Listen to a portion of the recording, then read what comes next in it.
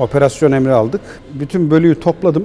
20 kişi seçeceğiz içinden. Askere falinaları getir dedim. Şimdi bembeyaz bir falina, yine beyaz yıldız, beyaz ay. Bu dedim bayrak, yerde yatanlar. Neye eksik? Rengi dediler. O dedim işte kırmızı rengi şehitlik mertebesine ulaşacak olan dedim verecek. 100 kişi tereddütsüz hop bir adım öne geldi.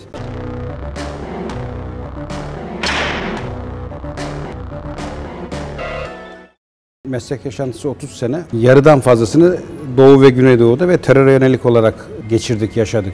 Şüphesiz birçok anı var. Bunlar içinde benim hiç unutamadığım terör konusunda kara kuvvetlerinin jandarma ile birlikte hareket ettiği, birlikte görevlendirildiği dönemdir. Yeni Şark görevine gelmişiz.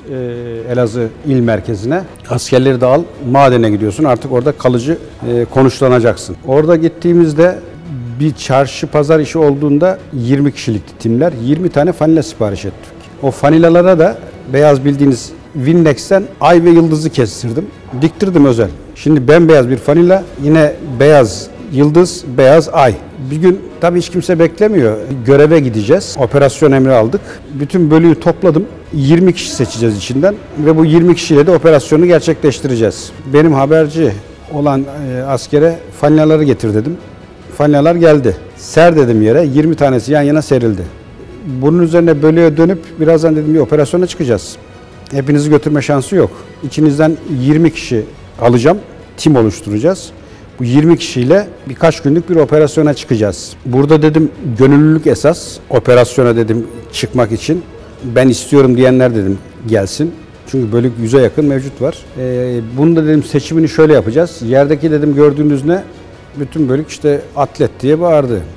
Üzerindeki ay ve yıldızı görüyor musunuz? Bütün bölük görüyoruz diye bağırdı. Bu dedim bayrak, yerde yatanlar. Neye eksik? Rengi dediler. O dedim işte kırmızı rengi şehitlik mertebesine ulaşacak olan dedim verecek. Ben bu fanilayı giyiyorum, bayrağı rengini vermeye hazırım diyenler dedim bir adım öne çıksın. 100 kişi tereddütsüz hop bir adım öne geldi. Ve gerçekten de başka orduda göremezsiniz.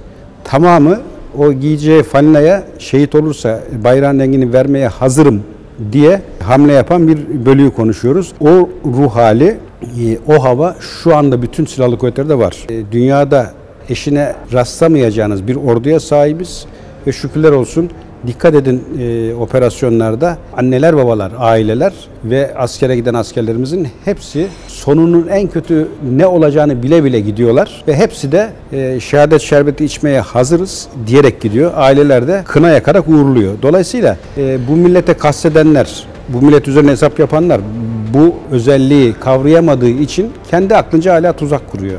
Bu tuzağı bir tek fark eden oldu. Daha doğrusu bu özelliğimizi, o da Vatikan.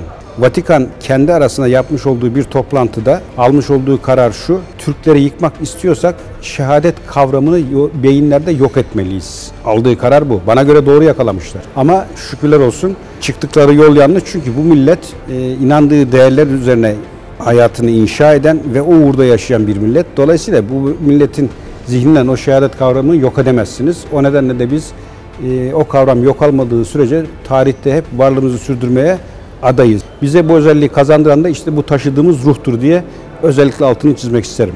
Bizim bir tek sıkıntı yaşadığımız konu şu: Mehmetçiği zapt etmek. O kadar deli fişek, o kadar azimli ve göreve kendini odaklamış ki. Ben Irak Savaşı'nda, Körfez Harekatı'nda bunu çok iyi yaşadım ve gördüm. Amerikalı Irak ordusundaki görevli askerler, özellikle Iraklılar topun başına kelepçeyle bağlanmış, kaçmasın diye. Belli bir alanda zincirle gezebiliyorlar. Yemeğe geliyor, ihtiyacını görüyor ve topun başındalar. Niye? Kaçmasın diye.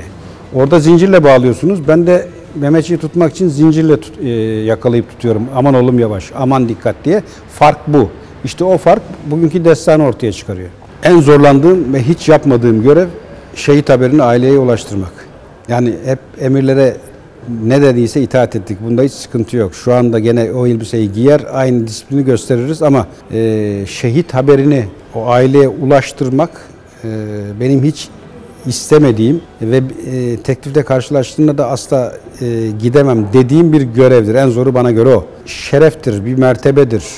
Bunu hiç tartışmıyoruz ama neticede ailenin bir acısı, bir kederi vardır. İşte o kederi o aileye bildirmek, o anı yaşamak en azından bana göre yaşanacak en zor durumdu ve istemedim. Hani bu olaya sebep yaşadığım hadise bir resmi araçla bir mahalleye girdiğimde arabadan indim. Bir adres arıyoruz. Adresi arayacağımız yerde indiğimiz evin kapısında da kadınlar oturuyor. Birinin de oğlu askermiş.